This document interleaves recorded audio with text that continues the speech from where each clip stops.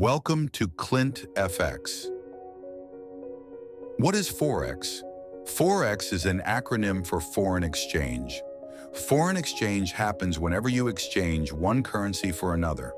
Currency exchange occurs all around the globe, even while you sleep.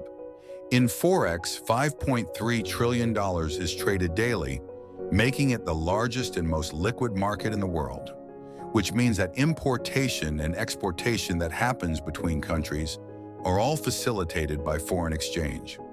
Now let's have a look at some popular concepts in Forex. Bulls. This refers to buyers in a market. Bears. This refers to sellers in a market. Bullish. This is a term used when a currency is gaining value or appreciating. We would say that the market is bullish. Bearish. This is when a currency is losing value or strength. We would say that the market is bearish. Go long.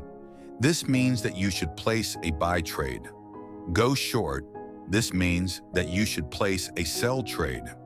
Cutting losses short. This means closing your losing trades early. Currency rallying, when a price recovers after a period of decline.